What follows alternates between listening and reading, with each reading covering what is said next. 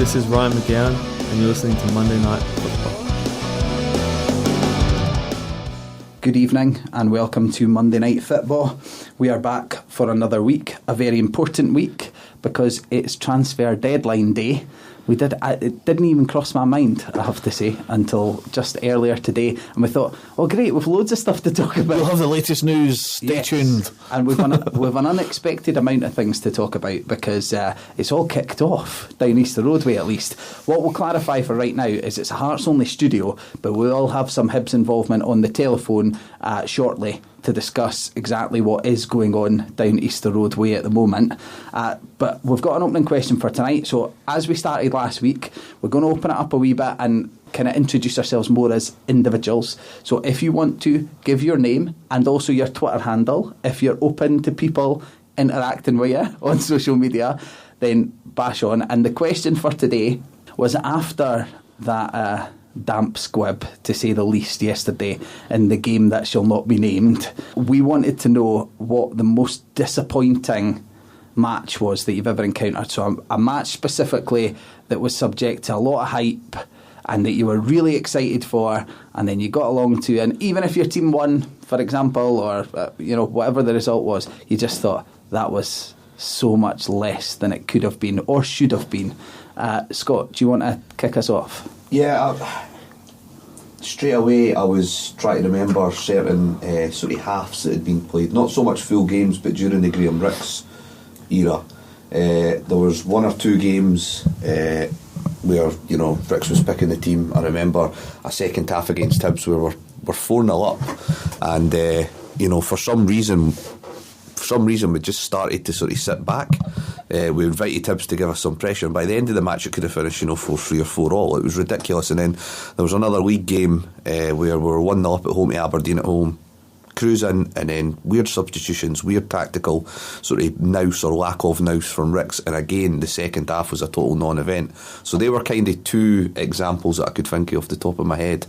Obviously there's been the Tommy McLean era. You could just about pick every second league game and say that was a non-event as well. So the Graham Ricks sort of run was a particularly disappointing run of matches, especially because I suppose they were hyped at the time because that was a title challenge for a period of time until those disappointing results took their toll, I suppose.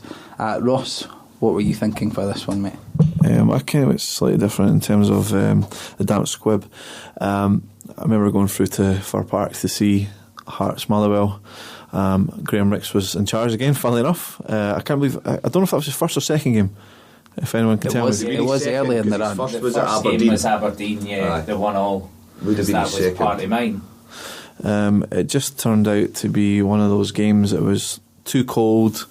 It was both teams were not playing passing football. The pitch was horrible. Everything about it. Callum Elliott was up front on his own. The new manager kind of fairy dust that apparently exists just did not exist in this case. We had a Stonewall penalty denied, but then just the last 30 seconds. Paul Hartley gets a penalty, scores it, turns into one of the best days ever, even though we escaped with a draw. But yeah, that game just from start to finish, nearly finished, was absolutely horrible and one of the worst away games I've been to. There were a few in that era. I remember the Dundee United game as well, the one before that was majorly hyped because it was the Rick says he's no picking the team game, and it should have been this mental game. Petras played and Stracheni played, and there was this, and in the end the game was just like rubbish. Hearts got a somewhat dodgy penalty there, I think, and equalised, and then Brelly went mental and managed to get himself sent off. But there were a few games in that era because you remember the really exciting element of that time. But there were quite a few games that season where you thought, I was really excited for that, and it was just this drab 1-1. But they were mainly in the Ricks. Ricks away from home certainly was hugely negative. As well. A 0-0 game, very cold, very wet, very windy. That was another example. He just, this guy just clearly didn't know how to pick a sort of forward-thinking side, especially away from home. Didn't matter how much talent we had at the time. He just was not interested in, playing two up front or whatever. Let's see if we can move on from Graham Ricks then, Sean. What have you got for us? Well, the first one, genuinely the first one that popped in my head was the 1-1 against Aberdeen, the first game for Graham Ricks. just because I can remember watching it on TV and thinking, we've really taken a step back already. And he'd been in charge since the 7th. That game was on the 20th. The change in training must have been fairly drastic. But no, that's not the one I'm going with. I'm going with, and I think it's slightly skewed because we went there. We travelled a fair bit to go there. Jamie Mole ruined it for me against Sparta Prague, in Sparta Prague. 3 1-on-1, sticks it straight to the keeper. It could have been so good. I mean, we came away with fancy Russian sailor hats. That was a positive. The result, no so much. That's true, I do remember that one, because in theory we should have been out of that tie, but in actual fact we started pretty well, and had we scored early it would have been, to quote Fergie, squeaky bum time for Sparta Prague, but it just wasn't, because we only had Jamie Mole up front. Yeah, pretty much. By the way, just to go back, I am Sean, and my Twitter handle is @SeanMeakin. Scott, what's your Twitter handle, mate? It's @Macintosh1983, so that's MCINTOSH. And Scott is the Twitter hound for our show, so you will see he's particularly active. So if you do follow him, be prepared to deal with about 1,000 tweets on a weekly basis. I'm gentle. But what you will find is that you're exposed to loads of Hearts players who you didn't know still existed. You actually find them on Twitter. It's like I was the man who found Ian Baird after all these years. It's like a who's who of former Hearts and Hibs players that sometimes even guys that we'll make jokes about or be critical of. I think we made a joke about like Michael Nelson, and then like 3 days later I'm seeing Scott tweeting at Michael Nelson, check out the show. Like, I'm not sure he's our target market, to be honest, Scott. Right, okay. In terms of disappointments, what my Twitter? Go on then, do your Twitter so you can shell your single to everyone. Yeah, please buy my single. It's how much? Ross, 79p. Must be good. Yeah, so it's at Ross_KO. So RAWS_KO. You'll see a lot of kind of music stuff there, but that's just for the obvious reason I just stated. But I do talk a lot of rubbish about football, so you can have a laugh at me. Cool. Sounds like a plan. My Twitter, as I said last week, is welcome, is the official Monday Night Football one, so just get me at MNFootball. In terms of disappointments, I'm not going to do one because, well, let's be positive. Let's go on a deadline day. Right. Nah, you've nailed it in terms of disappointments. The thing is, like we say with a hype, unfortunately, we never seem to get as much hype. We've never, ever had as much hype as that one Old Firm game got this weekend. And I know I've named it there after saying it shall not be named, but even our cup final barely got the coverage. You know, the Edinburgh Derby Cup final barely got the coverage that one Old Firm game got in a semi-final, where neither team might go on to win the trophy because they come up against a pretty handy Dundee United side. So in that respect, it's difficult. Well, they did until the night. I don't know how handy they're going to be. That is true. The Old Firm tactics have come out where kneecap the opposition at the earliest chance. So in that sense, it's actually difficult to come up with as big a disappointment as that game yesterday, because that was just awful. And it leads us on to the first topic, a general Scottish football topic, which is quite rare for us on this show. I wanted to talk a wee bit about transfer deadline day. Scott, you in particular, I know have been quite big on the idea of what Armageddon. We're in the First Division and we're still enjoying it. We're still, everything's positive for us at the moment.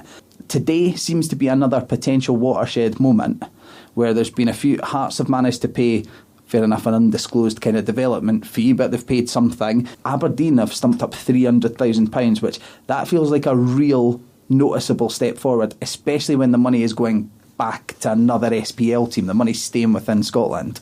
Does it feel like a watershed moment for you?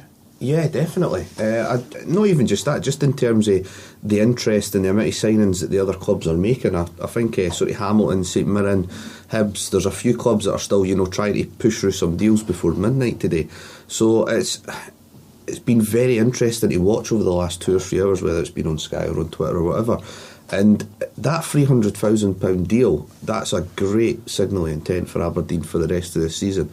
They're actually not going to, just accept that Celtic are going to run away with this league. They're going to have a good go, knowing that Celtic have got a fixture congestion, coming up now.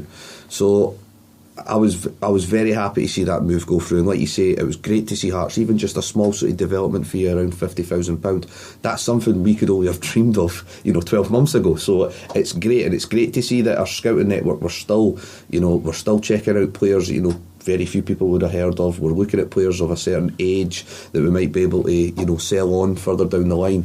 So it's been a really interesting day, and also, as we'll touch on later, Hibs have made some decent signings as well throughout the whole month. Yes, we'll certainly analyse the Edinburgh club's dealings more after our first break, which will just be in a couple of minutes. Ross, how much does Aberdeen spending money, and as Scott says, clubs in Scottish football generally doing pretty decent business, how much does that stick out, especially when we're seeing Rangers scrambling on the final night to try and rustle together some Newcastle youth players to sign on loan? Well, I mean, if you look at it relatively, it's absolutely brilliant. Look at the crowds that Aberdeen are pulling in now. I think that's got a lot to do with them shelling out a lot of money. And to be fair, I totally agree with Scott that they're going for this league. They're not going to win it, but they're absolutely they're absolutely going for it. I really want Aberdeen to win this league. I know a lot of Hearts fans don't for some reason, but I think it'd be the best thing for Scottish football. But yeah, relatively £300,000 is absolutely fantastic. Rangers are now scrambling together all these Newcastle players that I don't know how they're going to fit into this team. I mean, I know it's like panic buying, inverted commas, but you never know what could happen. Hibs are making a few signings as well, so it's going to strengthen both leagues, and hopefully the Championship games now become a lot tighter, not between Hearts and everyone else, but between Rangers and Hibs. I've actually just noticed, just in the last minute, they're actually reckoning that Hibs are trying to bring in the lad Henderson on loan for Celtic. They're trying to push through that deal along with Stephen Anderson for St Johnstone, so there still might be time for them to, as I've talked about before, strength and depth's a big problem there, so it looks like they're trying to add to the pool that's already there. We will be covering that with Connor shortly. Sean, focusing specifically on the Kenny McLean deal, it's one element that's not really been considered so far, I don't think, but how positive a move could that be for Hibs or Rangers or whoever finds themselves in that playoff with a team that finishes 11th in the SPL? At the moment, St Mirren have managed to get themselves in a position where they look like they may not be in the bottom two. Having now lost Kenny McLean, it looks pretty likely that they'll be somewhere in the bottom two. Is that a huge positive for the teams likely to be in the playoffs, that they're seeing a team noticeably weakened like that? Yeah, I think that's obvious. With the limited time frame for St Mirren to get a new player in, along with, although they've got the funds, I would reckon a fair amount of that will need to get reinvested in the club. How are they going to go out and get a player to step into that breach within that time frame? Because surely I would reckon they've not had someone looked out as an obvious replacement. Now that's purely me speculating, but I would think that's the case. So yeah, I would think it's an obvious one that they're going to be weakened by that going forward. To be honest, I think at this point in time, Rangers or Celtic, or even if it was Queen of the South or someone, the standard of the bottom 2-3 teams in the SPL. It's not going to be Celtic, just to clarify. Did I say Celtic? Yes. I apologise. Did you mean thinking? Aye, sorry. I was looking at the screen, I saw the name Celtic. So I think no matter who they come up against, I fancy the Championship team to take it over the Premier League team. It just, one, for the momentum going into it, and also just that winning is a habit, and for you to be near the top of the league, you've won a lot more than the person who's at the bottom. So we saw it last year. It can happen with Hibs and Hamilton. That's not a dig at any Hibs fans out there, but it did happen. I think the Championship team is going to take it, whoever it is who gets there. Okay, just before we wrap up on the general stuff and focus in more on Edinburgh, as is the show's proviso, Scott, is the one disappointment of today, sorry, just to drag you away from Twitter and trying to break the news stories. Trying to keep up with it, sorry. We're about to go to a break, so we can quickly swat up before we bring Connor. I've just noticed Adebayor's left Spurs. Brilliant news. To West Ham. Yeah. Is the one negative of the transfer window the fact that Stuart Armstrong appears to have gone to Celtic Park? Yeah, that is a disappointment. From a neutral's perspective. Yeah, I think out of that sort of young talent pool for Dundee United, he's probably the pick of the bunch. He's someone who could easily be playing abroad or down south, and for a better team than Burnley as well. I wasn't wanting to see him sign for Burnley, but I think signing for Celtic, it's a really poor move on his behalf. Mackay Steven, I think that's probably as good as he'll get. He's a 1 in 3 player. Don't necessarily rate him that much, but Armstrong, it's a little bit disappointing to see him play for Celtic. It's difficult not to be a hypocrite on it, though, isn't it? Because, for instance, with McLean, I'm saying it's good to keep that money in the Scottish game. You know, it gives St Mirren a wee boost financially, and you're kind of saying the exact opposite thing when it comes to Dundee United, because in theory it should be good that the money recycles around the game, but equally St Mirren are a team struggling with McLean or without McLean. Well, Dundee United have got themselves in a position of strength. McLean had a release clause that was signed in the summer, so he had to go, whereas, as far as I understand, Armstrong and Mackay Stevens obviously away in the summer, but if you look at the fact that they've got a League Cup final going up against this side that are now signing their talent, I do think it's maybe a little bit, you know, maybe not looking at long term. They'd easily get that money again in the summer for Armstrong, especially after another sort of strong 4 or 5 months to the end of the season. So yeah, I'm very disappointed in that deal going through. Okay, let's leave it there then. We're going to go to a few adverts. Hopefully when we come back from the adverts we will have Connor on the phone so we can analyse Hibs transfer dealings. We will then analyse Hearts transfer dealings, and we will end up with a weekend roundup. So stay tuned on Monday Night Football.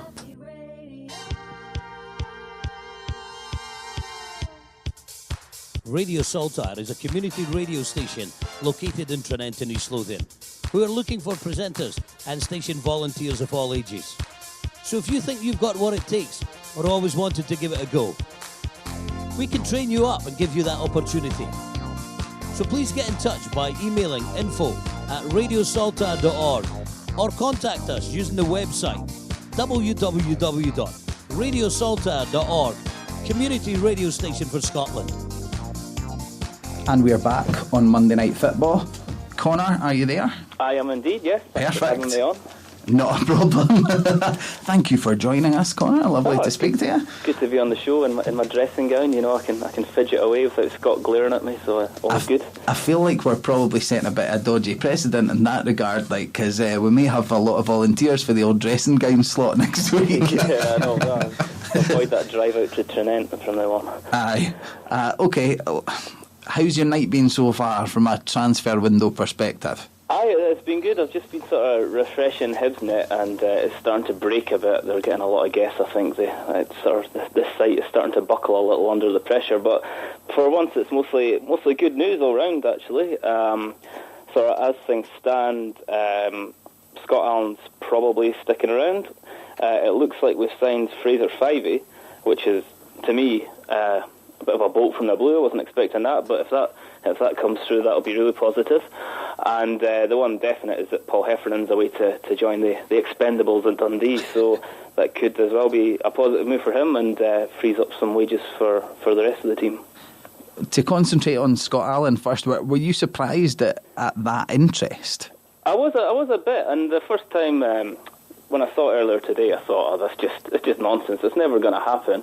And the more I thought about it, you know, the paranoia crept in. Like, you know, what if he has this yearning to go back to Dundee for some reason, or, you know, Dundee United are a great team, and he probably would fit in quite well with them. But it would show a real lack of ambition from Hibs if we were to let him go, especially for such a derisory fee. But I think, as we all suspected, it's a case of Dundee United losing 2 of their star players and just making a token gesture at grabbing at someone, you know, who might be equally as good, just to sort of appease their fans a little. So I can't really blame them on that in that sense. As Mikey was suggesting earlier on our Facebook chat, you know, Stephen Thompson likes to make a bit of a nuisance of himself, so I suspect there's an element of that as well. But it was a bit of a surprise. It looks like it's going to come to nothing, which is good to hear. It's just that kind of last-minute transfer, deadline day nonsense and fun that people like to get up to on message boards. I think was maybe getting a bit out of hand earlier. But yeah, that's going to be really positive. If he's still here in the morning, more so the better. Was there a genuine concern amongst Hibs supporters that he might actually go, or was it more just a kind of worst case scenario and then it all got, you know, extrapolated from there? I think so. I think it was just one of those, oh, surely not. And then, there's been quite a lot of positive news from Hibs recently, so maybe people's just recollections from the past, like, are we going to do this again? Are we going to sort of shoot ourselves in the foot? I think most of it was just pretty much unfounded fears. I'm sure Dundee United would love to have him back, but the figures getting thrown around were, as I said, pretty derisory. So I suspected it wasn't going to come to much, and by the looks of things, they've rescinded the offer. So I think that's the end of that. We'll find out very soon. Obviously, an hour and a half or so, it'll all be finished. But I reckon that's it. I think it's just a bit of deadline day nonsense.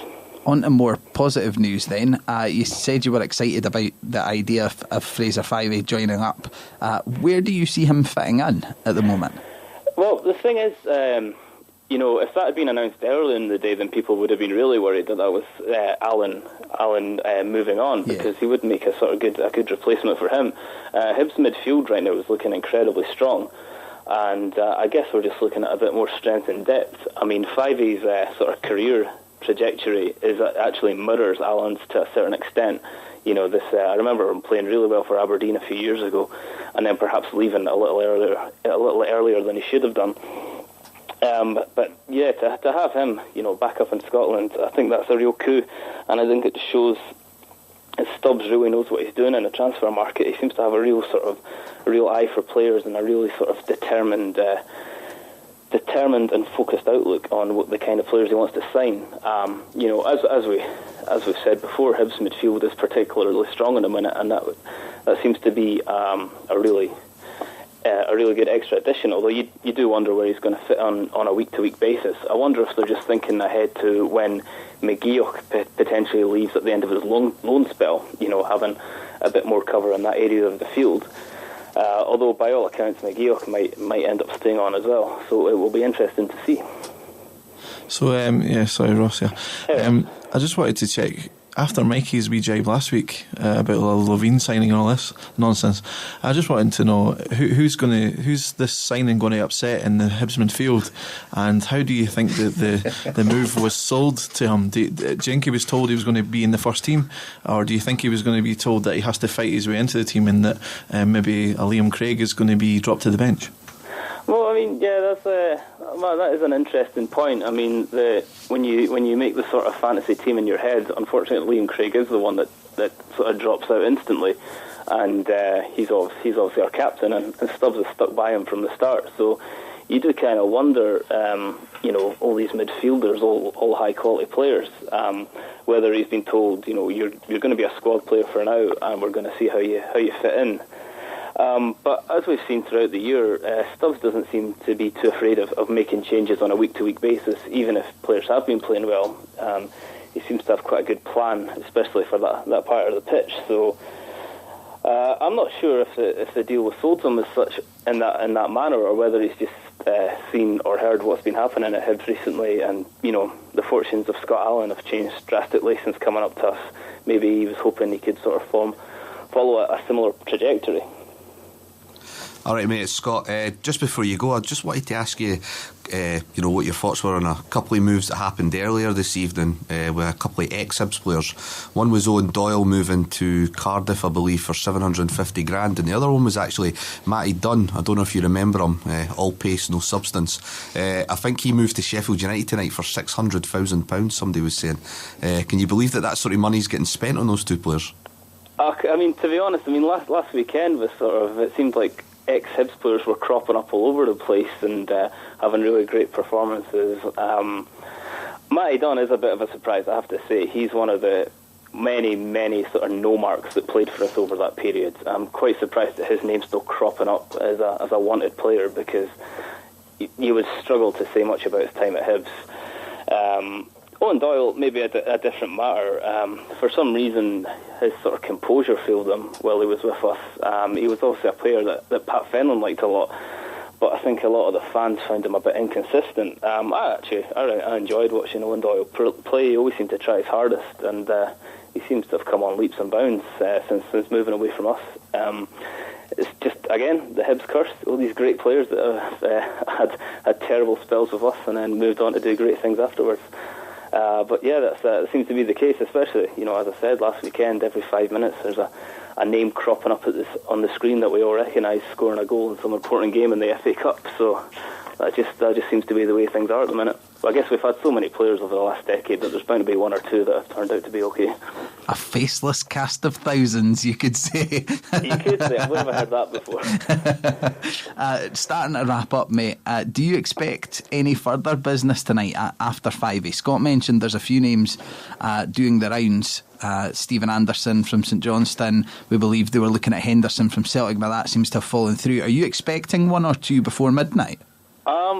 I don't know. I mean, I would have thought, like, as far as transfer deadlines goes, this is probably one of the best January windows that Hibs have had to date. I mean, the only one, I know it was a little while ago, but the only one that I was slightly sort of concerned about was Booth moving out to Partick Thistle. That's one I thought he maybe still had a place in the team, but I'd say all round it's been pretty positive. I'm not sure if they'll be looking to do much more business.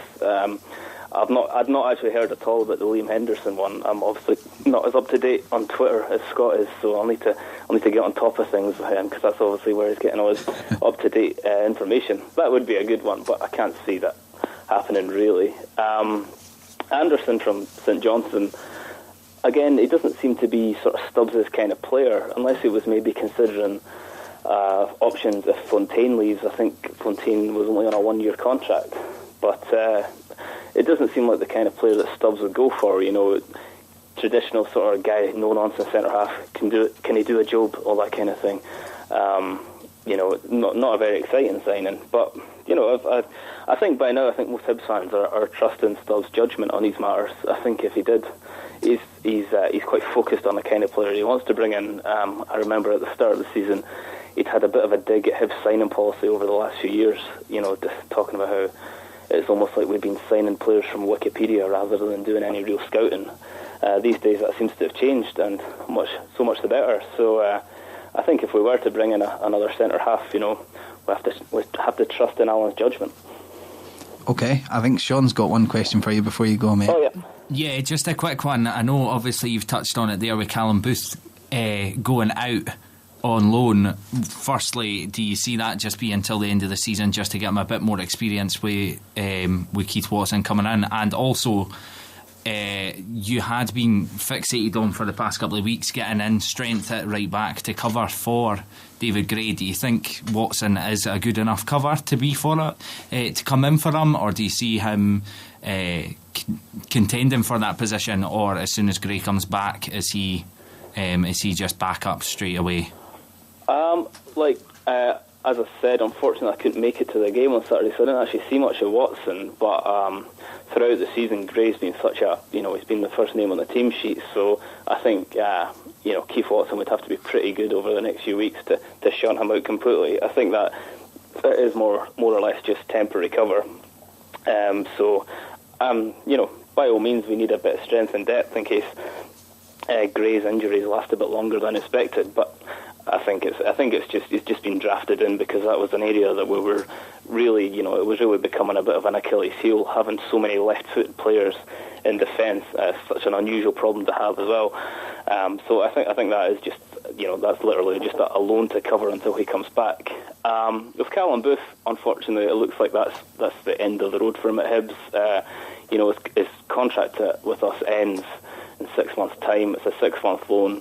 I reckon it's just been sent over to Partick, and that will possibly be the end of his time with us, which is a shame because he's been out on loan for so many years. He'd been away at Raith and at Livingston, and we had him on the books for so long and hadn't seen him for so long, and he's not a star player by any means, but he does do the job as a squad player. He's had quite a few positive contributions this year, so that was one where I was slightly disappointed to see him head off. But as I said earlier, got to trust Alan Stubbs' judgment on these matters. I'm sure he knows best. Final question then, Connor, before we let you go. What were your thoughts? We know you weren't at the game on Saturday. What were your thoughts? How disappointed were you when you saw that last minute equaliser and the 1-1 draw come through? Well, I mean, it is disappointing, but Who else could it be but Christian Nadi? It seems to be this kind of redemption story. You know, you'd almost admire him if it was anyone else. You know, he's you can just see him at the gym focusing on these Hibs games. I don't think he's actually done a great deal for Raith throughout the rest of the year, but it just seems to be against us. He seems to have this killer instinct. So it is disappointing, and you know, as we said many times throughout the year, all these draws at Easter Road, they've been a real Achilles heel this year, and it keeps happening. I think Stubbs, at the weekend I listened to his interview, he was a lot more complimentary of the team than he usually is in these circumstances, but this is just unfortunately the inconsistency keeps creeping back in. I did have a look for the highlights, but the Hibs TV only has one goal up, and that's it. Only has Boyle's goal up. Good to see him scoring, but from what I've heard, he missed a few decent chances as well. So that's a shame that, you know, we can't bury a team like Raith. But you guys were talking about sort of playoffs and potential games in the playoffs coming up. I don't think Hibs, Hearts, or even Rangers have anything to fear from the likes of St Mirren or Ross County. I think they're truly woeful. Where Hibs are going to stumble is against, you know, whoever's directly below us, be it Falkirk or Queen of the South. I think Raith are pretty much out of contention, but it seems to be these sort of middle of the league tables that we're really struggling against. So it's still a problem that we haven't managed to work out of our system yet, and time's running out. You know, these draws are really going to come back to haunt us, especially if this sort of this farce of a Rangers team manages to creep over the line ahead of us. You know, we'll really be kicking ourselves after some of the brilliant football we've been playing this year. Great, as always, Connor. Very interesting to speak to you. Thank you for being our Hibs representative on the show tonight, and we hope you have a good what's left of your transfer deadline day, mate. Thank you very much. Enjoy the rest of the show, guys. Have a great night. Cheers, Connor. Speak to you later, mate. Bye. Cheers, mate. Bye. Yeah. Cheers. Well, that was nice to get some Hibs perspective on transfer deadline day, what's proving to be a pretty busy day for the Easter Road side. Let's bring it on to Hearts then. Let's talk specifically about one deal that was completed today and one deal directly related to it that was completed on Friday that we've not really had an opportunity to talk about much. Holt for Anderson. Sean, what are your thoughts on that one? I will hold back my judgment at this moment in time until I see Anderson play in the flesh, but if he's anything close to the calibre of the players we've got in so far this season, especially with the Dutch link-up that we've had already, I'm pretty happy with that one. I think Holt was a good enough player with us, but never quite lived up to what he'd done in the youth team. We always heard about him being a proper starlet at the youth level, and I think he has been surpassed by some of the other players who never quite stuck out as much at that level now. So he's one of those players I would have been happy for him to stay, but his contract was up soon anyway, so if we can get an adequate replacement at this moment in time and it's not costing us too much, then I'm more than happy with that. Scott, is it a case of getting in or moving on a player who didn't necessarily see Hearts as the right place for him, or maybe whose head had been turned, for a player who is now focused and sees Hearts as the next step in his career? It's such a strange one when you discuss Jason Holt with fans of other clubs. I think for anyone who watches him in dribs and drabs and watches him in highlight packages, they can see that there's undoubted potential there, and they'll say, God, he's one of your better young players. And I have to agree, potentially he is, but due to, I think, playing for certain relics of managers who wanted to play hoofball for a couple of seasons, and unfortunately the timing of him Nielsen coming in, I think it's just been a season too late. I think, you know, Jason's, like you say, Jason's head's already been turned by whether it's his agent or just himself, you know, thinking that he's now good enough to play down south. All the best to him. I think that's a good move for him. Sheffield United play some decent football. They've already got some decent youngsters down there like McNulty and Skugel from Livingston, so I think he'll fit in well there, and I think it'll probably turn into a permanent move. Ross, how pleasing is it that the current setup at Hearts means it literally is one out, one in now? That we clearly, you know, held off on allowing Holt to leave, even though everyone kind of knew it was bubbling away under the surface.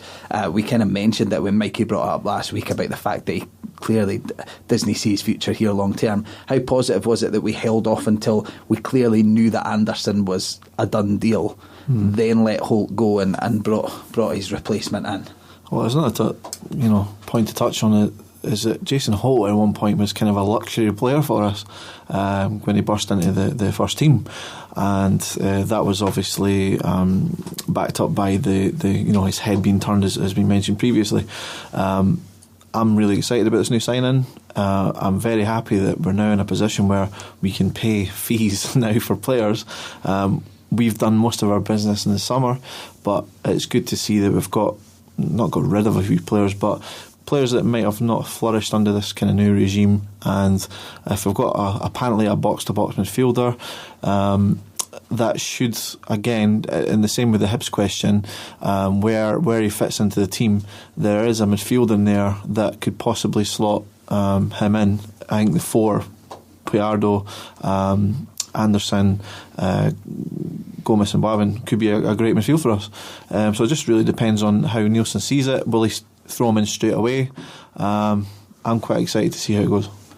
Is there any element of disappointment that we didn't do anything else, that there was no other movement for Hearts, or is it actually a huge positive in that, like I say, it's simply been one in, one out in the midfield, one in up front with Zafik, I suppose, one out temporarily with Dale Carrick's move to Raith, and then simply keeping the squad that was already in place together? Is that how you see it, Scott? Yeah, it looks like a good signing in terms of on paper. I haven't seen enough of the guy to sort of say, whether it's going to work out for him or the club, but he looks like that sort of. I was trying to think of someone who reminded me, and he actually reminds me a little bit watching him in the clips that I've done at Andy Dorman, who St Mirren signed a few seasons back, who looked very box to box, chipping with a few goals. Because if you look at our centre midfield, we've only scored, I think, possibly 3 goals from open play through our central midfielders, although the wingers are, contributing in that area, apart from a couple of goals for Boabin and one for Piardo at the weekend. So it's maybe an area where, with Holt leaving,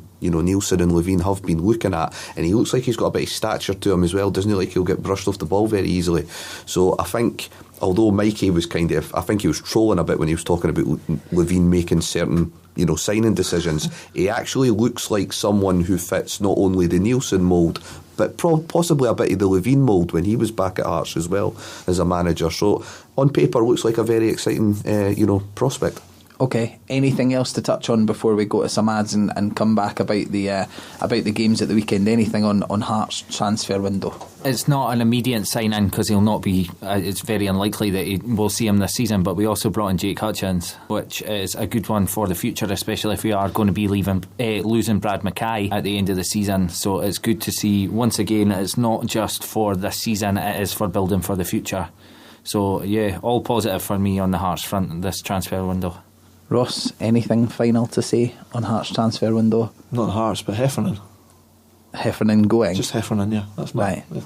That's a positive for just football in general. That's a good chunky £2,000 off the Hibs weekly wage bill anyway. Right, okay, we're going to not at Dens Park. Yeah. We're going to throw some ads just now, and then we are going to come back to get into Hearts' return to winning ways and Hibs slip up at Easter Road. We won't spend too long on Hibs slip up because with a panel full of Jambos, it may be a wee bit controversial. We will be back after these breaks. Stay tuned to Monday Night Football. And we're back on Monday Night Football. Thank you for staying tuned to our Transfer Deadline Day special. We're going to go away from Transfer Deadline Day for a short moment to talk about the games at the weekend, but we promise we will give you a quick roundup before we leave on anything that has been completed and anything that is about to be completed. If you're listening on the podcast, you will obviously know, but you'll be able to hear our instant reactions to them anyway. On to the weekend's games though. Alloa 1, Hearts 4. Scott, what were your thoughts? What was your instant reaction to the game at the weekend? Well, we bounced back like I was hoping we would, and it did look like we'd taken a little bit of inspiration from the current shape at Hibs.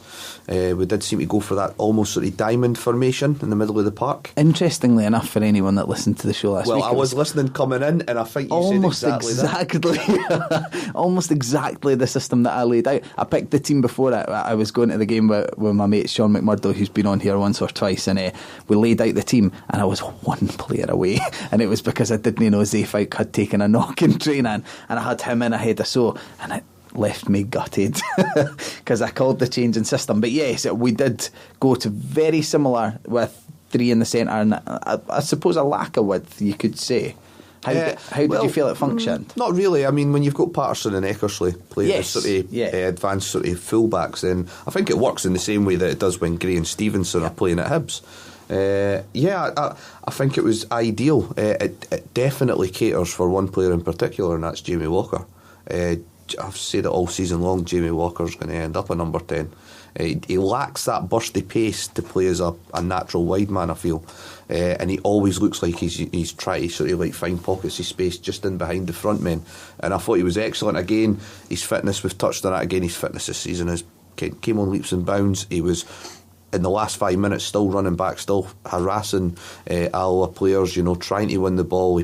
He managed to put just enough pressure on Simmons to lead up to the third goal, and I thought he was, along with Payardo, easily our sort of 2 best players in the park. When I spoke about the system last week, I struggled to kind of define that role of a winger playing inside. The only way I could think to describe it in a Scottish football sense was the Brian Laudrup role, and it is kind of how it plays out, in that Laudrup was kind of naturally a winger, but again with a bit of a lack of pace. So it was that thing of, he plays in there, he can pick up the ball and drive at the centre halves, but equally he can drop out to the left wing, see if he's getting joy there, or drop out to the right, see if he's getting joy there. It did work for Walker, but what we've also potentially seen now is, now that we've brought Anderson in, who, as you said before, is maybe a more conventional, slightly more physical kind of number 10 who will play through the middle. We've potentially got the option there, and as we saw off the bench, there's Billy King and Sam Nicholson who will be champing at the bit to get a go in that role as well. I wouldn't be surprised to see Anderson starting, especially with Boabin suspended on Saturday. I think we'll go with that formation again, and I think it might just be a straight swap for Anderson coming in for Boabin. I can't see too many other changes, to be honest. And I do think there's a reason for us bringing him in. I think Nielsen's possibly looked at that and thought Walker and I've talked about before, them trying to play Nicholson in that role. I think Walker and Nicholson and King might just now swap over game by game in that number 10 role, and then it'll, because we've said it before, we need to fit Payardo into this team. He's too good to be the 12th man, so it could be something we look at for the coming months. Ross, on the subject of Miguel Payardo, how shocked were you to see that he had the 25-yard rocket in his locker? Well, what's that? I think it's the 3rd career goal he's scored ever. Is it? I did not know that stat. That's a good one. So yeah, obviously a very big surprise. It's not one of those ones when you see him lining up for it that you kind of groan with the Ali Mosturk goal at Easter Road. But when he hit it, you just know that it's going to be on target. He's had a lot of shots, surprisingly enough, and they've all been on target. And he played really well in that kind of a holding role, but more of a centre midfielder role. That was really, really good. The goal was fantastic.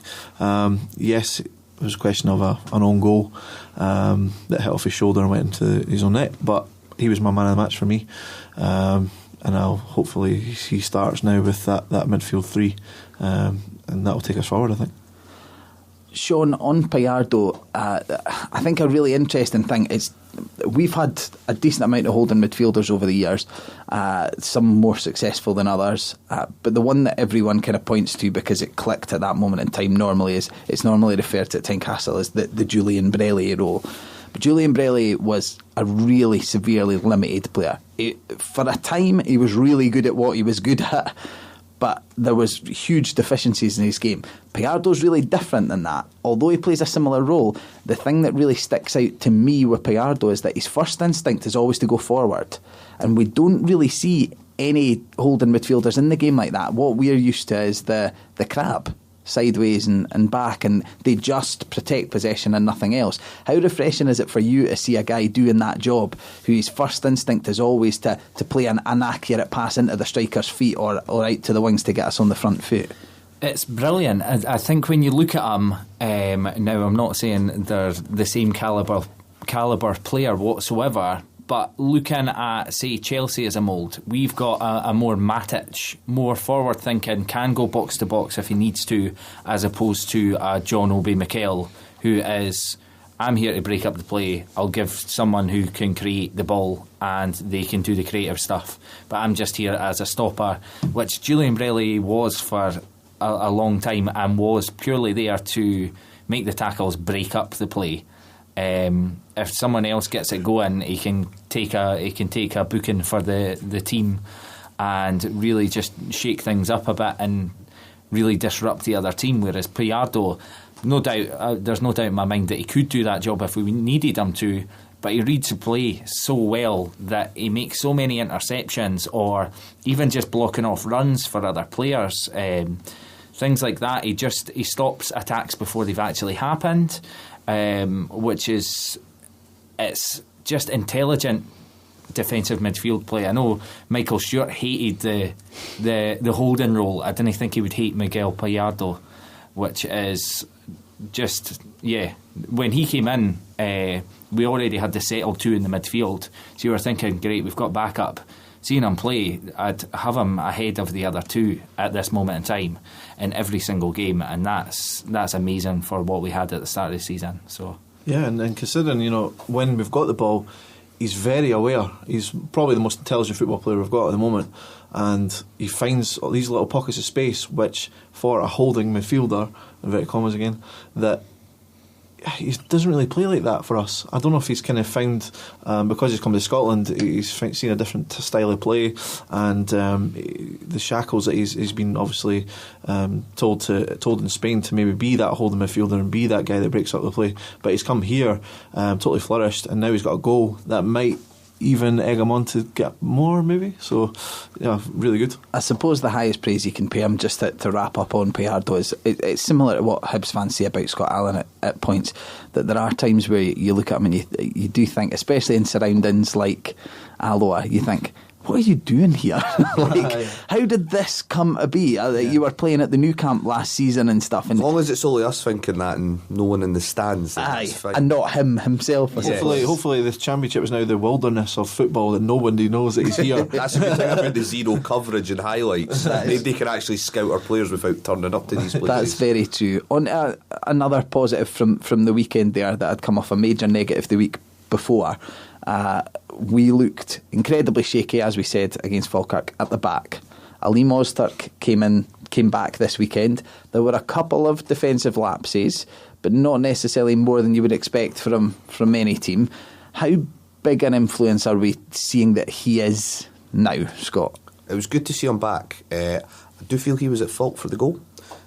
Gallardo, you can see in the highlights, not just during the match when I was there, but Gallardo's actually shouting at him to watch behind him, and Spence has actually got in behind him. Ozturk's not really marking anyone or really in a position to cut out the cross as well. Gallardo's then trying to get back to sort of get goal side of Spence, but because of his size, Spence just manages to sort of get an advantage over him. Don't think Alexander covered himself in any glory either at the goal. So a mix between those two. Overall though, great to see him back. I felt that him and Wilson in particular, distribution for the back was a lot better, and when you consider how poor that park is, testament to them both for being able to play some of the football that they did. They both looked a lot better together than what they have done previously, without each other. I think Aleem coming in as well, purely for the outlet he gives us from set pieces. I think that threat, everyone knows now, or most teams will know, he can hit a free kick. And you did see as opposed to earlier in the season, their keeper was worrying a lot more about that and getting his wall sorted and stuff. And when you've got him and Keatons, who teams are both worrying about now for set pieces, is a brilliant thing, because especially when they're putting extra men in the wall, if the ball falls to someone, well, we've got an extra man free that we didn't have at the start of the season. So that's another plus with him. But yeah, he makes us much more solid at the back. the other great thing I suppose there is that we've also got a right footer and a left footer on set pieces, which if someone's overloading a wall or anything, well, you can just change the angle and it's in your favour again, which we saw when they varied the free kicks. Ozturk forced a decent save from the keeper. Keating's absolutely rattled the bar. Yeah, they both seem to be able to generate a lot of force with very little run-up and or backlift. The main thing we learned though is don't let so near the free kicks. I think we learned that in the pre-season, but that indirect free kick was a wasted opportunity to say the least. The box. He doesn't seem to get penalties either. That's another stonewaller we should have had. That is very true. It's ridiculous. Right, okay, are there any thoughts that we want to get out on this game before we move on? Are we all agreed that 4-3-1-2 is the system to take us forward at the time being? For the time being, during this form period, hopefully that we will create since the Falkirk game. We're more solid in this kind of formation. If it sticks, then I'll see it being successful. Yeah, going into a Livingston game, if it's not broke, don't fix it. It's no a team that should be worrying us. It worked in the last game, let's go with it again. I think, as we said last week when I mentioned the formation initially, it's one of those formations that if you sit as a supporter and you're a wee bit on the nervy side and you look at it and you think it's really easy to pick holes in it, but the fact is I've sat at quite a few Hibs games this season and picked holes in their formation and thought, well, it's clear there's a massive 30-yard gap there that someone could get. But teams can't do it, or they don't seem to. Hibs have implemented it really well, and even when you see, for instance, the 3-0 against Falkirk, the 1-0 at the weekend, they're losing goals for set pieces or bad moments of individual defending. It's not systemic problems. As long as your midfielders are, fit guys who will adhere to what the managers want them to do, which is clearly what happens at Hibs just now. You can see how guys like Robertson look far better playing under Stubbs than in previous sort of systems. The same thing will happen at Hearts. You've got no need to worry about guys like Gomez or Boabin or that, following instructions, doing what they're doing. And as I've said, Walker, totally different player this season in terms of his sort of defensive mindedness, in terms of getting back and, helping out the midfielders when needed. One final question on Hearts then, because we're going to get finished as close to 11 as we can. One final question. The front two is a dilemma, mostly for good reasons. Is everyone now agreed, and this can just be a yes or no answer, is everyone now agreed that Keatings has to play as one of the two? No. Yes. I think that So is capable of playing on the shoulder of the last man. He's got a decent enough turn of pace. But Keatings is in form at the moment. Yeah, obviously on current form, Keatings has to start. Yeah, no, I'm not saying indefinitely till the end of the season, but over the next month or so, if Keatings' form continues, then he has to be. Yeah, I'd be disappointed if it wasn't Keatings and So up front on Saturday. So rather than Zayfouk? I think So had a really good 70 minutes, and again he looked closer to getting match fit. He took the ball in well. He was involving the midfielders and Keatings on quite a number of occasions in the first half, and I think he had a really good sort of solid 70 minutes. Ross? Yeah, for me, as I've said many times on the show, Keatings and So were my front two from the very beginning.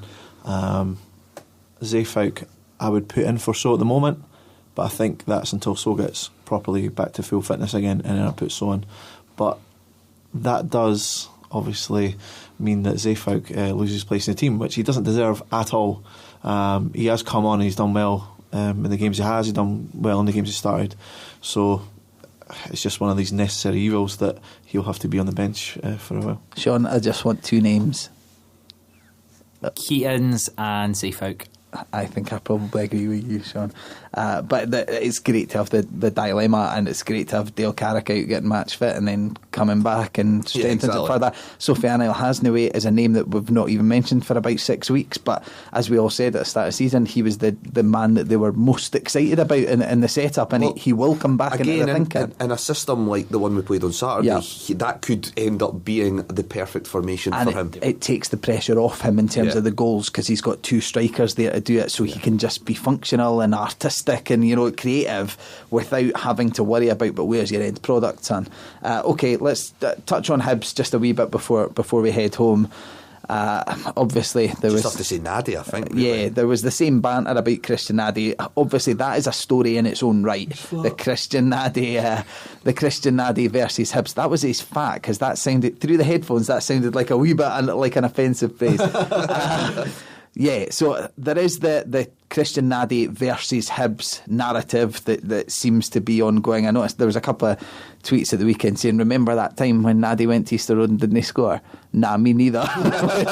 which to be fair, is starting to kind of I'd like to see what percentage of his career goals have actually been scored at Easter Road. Certainly a huge percentage of his Hearts goals were scored at Easter Road. Only 2, but still a huge percentage.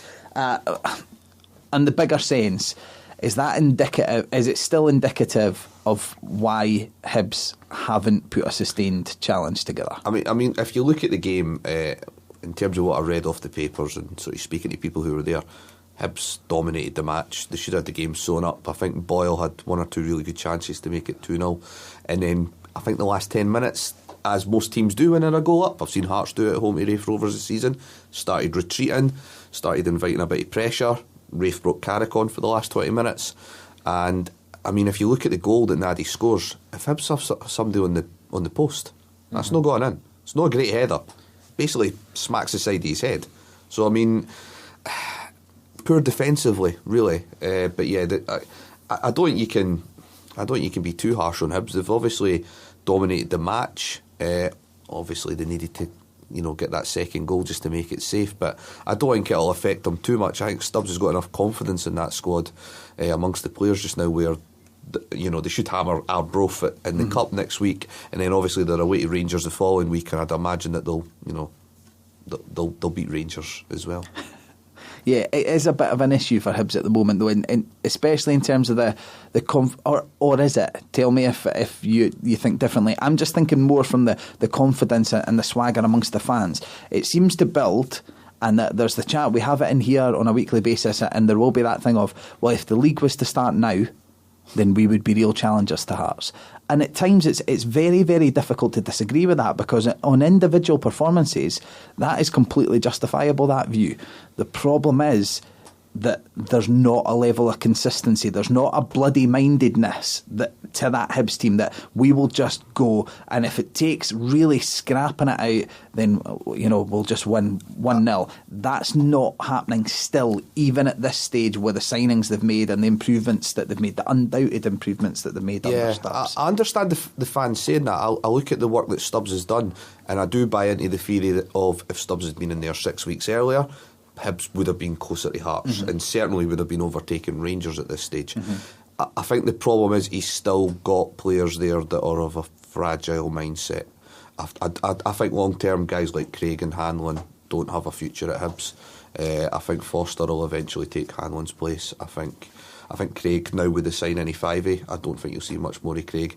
I do think that Stubbs has made very positive signings on the whole, and I think if he gets another summer, depending on what happens with Hibs this summer, if they stay down, I don't know what that does to their budget, and that I can't really speculate, but I do think if he's given another reasonable sort of transfer budget, I think he'll get things right, and I think he'll get a more consistent winning team next season.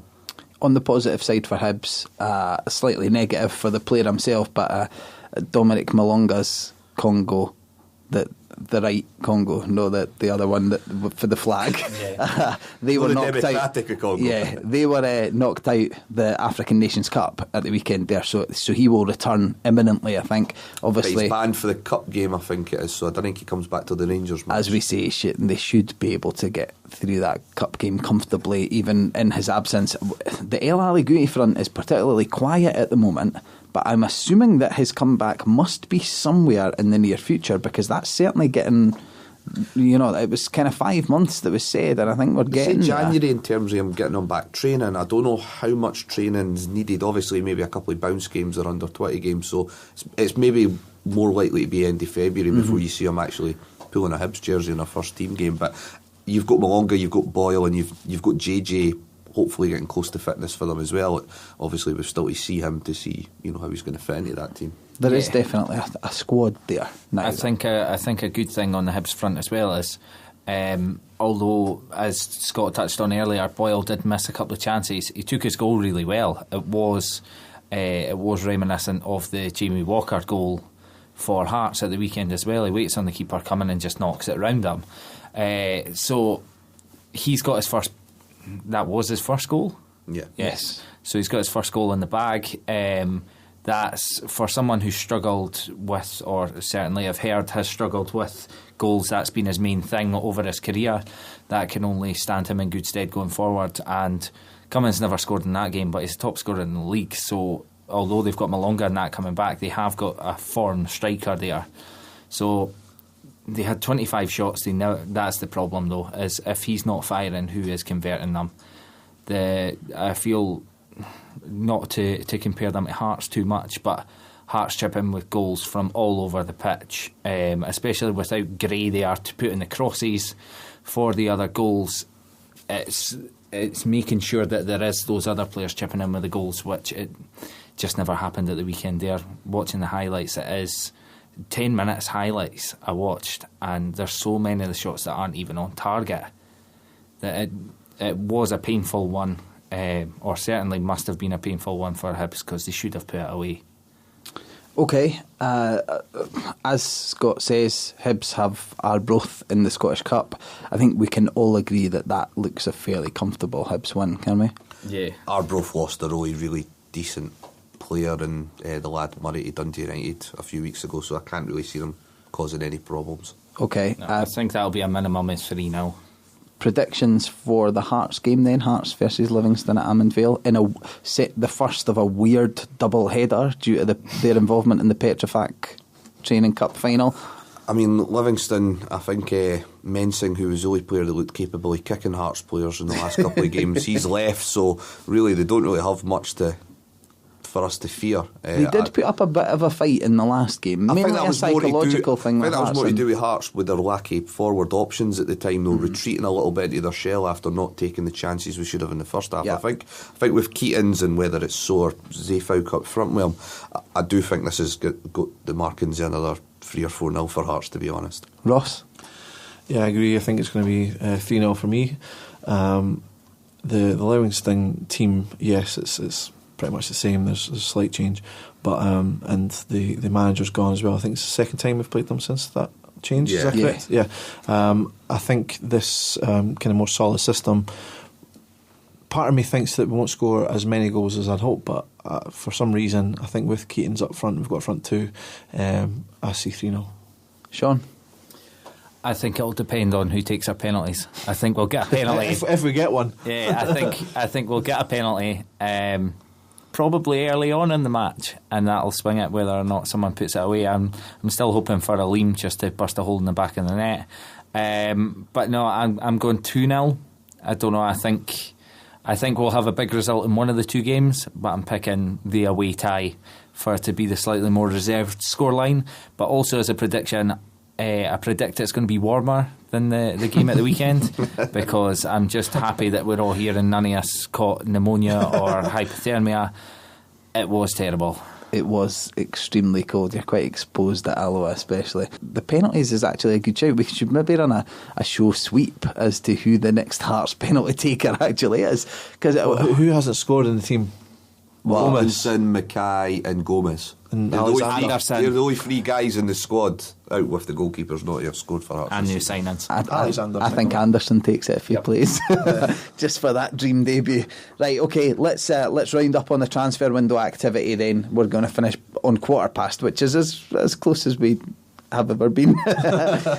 Scott, what have you got in terms of transfer activity? Anything to Well, it looks dead in the water in terms of the Scott Allen deal. I think Dundee United were playing silly beggars, to be honest, a bit in the same way that they did with Danny Wilson. It appears they went up to £280,000. I mean, I think it would have to have been at least 500 or 600 grand to have got Hibs even thinking about. I mean, Scott Allen's probably going to be the difference between Hibs making that sort of money in the summer by getting promoted. So I very much doubt that they were going to be in too much of a rush to let him go. And certainly at this late stage as well, there's no scope to replace him. I think he left the club in pretty... under a cloud. Yeah, yes. Under a cloud as well. So I'm not even too sure he would have personally have wanted to have signed for the club. So that one didn't really look like it was going to, get off the ground, although it was quite nice to see, obviously, squeaky bum time at Easter Road. Still can't get on .net. It's on lockdown as usual. Any potential incomings? Any further word on those? No, there's been no more word on the Anderson deal. I think the Liam Henderson deal was all hinging on whether they go 5A or not. Now that they've managed to get Fraser 5A, doesn't look like they're interested in getting in Henderson on loan. And there's no more outgoings, it would seem. It would seem that business is finished up there. Celtic made quite a strange signing. They signed the laddie Muirhead for Kilmarnock, which is quite a weird one. Football manager wonder kid. Yeah. Rattles in the goals And for FIFA. me. Well, maybe that's what Ronnie Dyler does when he's not out singing Tom Jones songs with his Celtic brethren. But yeah, that is quite a strange one. That seems to have come out of left field. And I think Matty Kennedy's actually just signed a 3.5-year deal at Wigan. So that's quite a good deal for him to get off the back of what was quite an unsuccessful spell at Hibs. He probably didn't really get going. Yeah. So a 3.5-year deal at Wigan's not a bad one. So just to round up, is there any surprise on a lack of outgoings at either club? We've seen Heffernan go today. We've seen Booth go out on loan, essentially in a straight swap for Watson. But that Hibs squad is fairly short anyway, so you can see why they would keep guys maybe for a wee bit more turnover in the summer.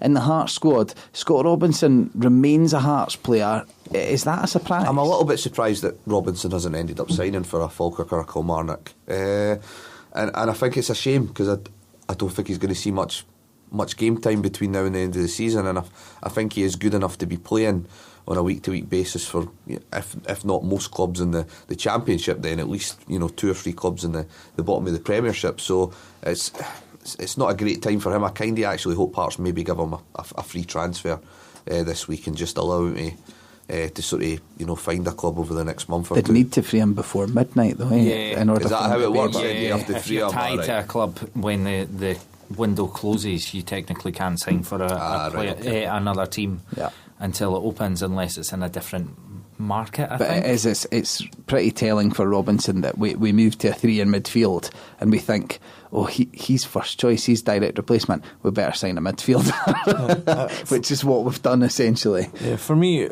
the surprises came from not necessarily players outgoing from either club, but I would have thought there would be more interest.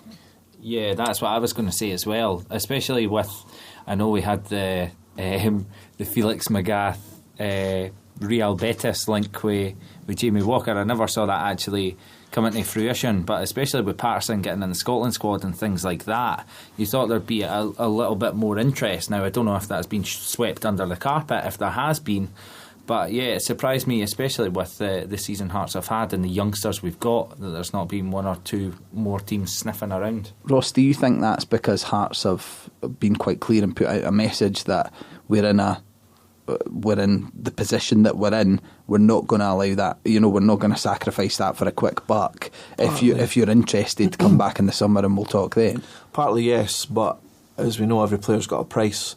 Said the $1 million man Ted DiBiase. I really want to do a laugh, but I can't. But yeah, in terms of our messages that we've sent out, it's a very clear statement that we're no longer that club anymore that's going to get rid of really promising players. Yes, Jason Holt's gone. But I'm very surprised Patterson, for instance, has not had more interest. I think out of every one of our youngsters, he's the one that, and maybe McGee, but as we've already ironed out, well, we're hopefully going to iron out his faults. But and I'm really surprised at Patterson not going, or at least some interest. But there may be a big fee for that. So. Final question then, to end on a positive.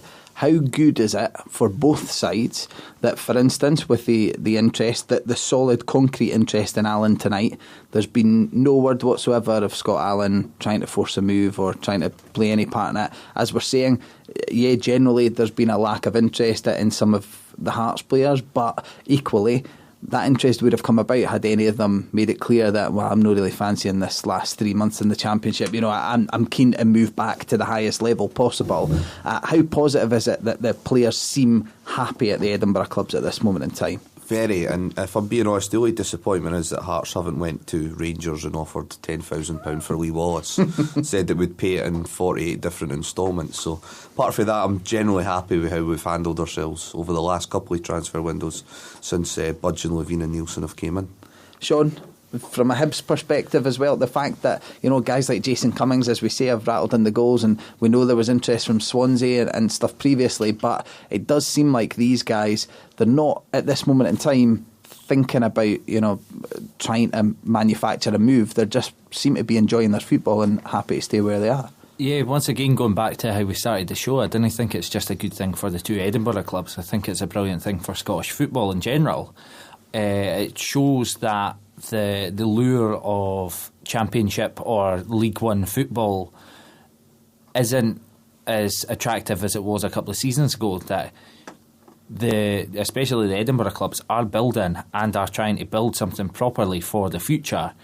And it looks like a lot of the younger Scottish players and just players in general are buying into it, which is a brilliant thing for the whole of Scottish football, but especially our teams moving forward. That has been, as Scott said, a real statement of intent, some of the signings that Hibs have made today, and just the signings that the Hearts made at the start of the season, and they've just followed it up in this transfer window as well.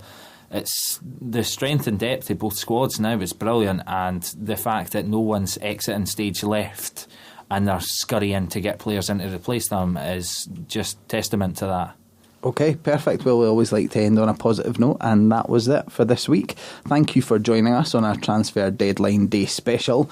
As always, get in touch on Twitter via @MNFitba, or get in touch on Facebook, www.facebook.com/Monday Night Fitba, FITBA. Particularly get in touch if you would like to get involved in the show, if you would like to appear on the panel, either as a Jambo or a Hibby. We're always looking for people to get involved. If you've any ideas on how we can improve the show or things that you would like to hear us talk about, let us know. But as I say, thank you for joining us as always. Thank you to the guys for joining me in the studio. Cheers. And lending their opinions to the show. Stay tuned for a night of music on Radio Saltaire. Cheers.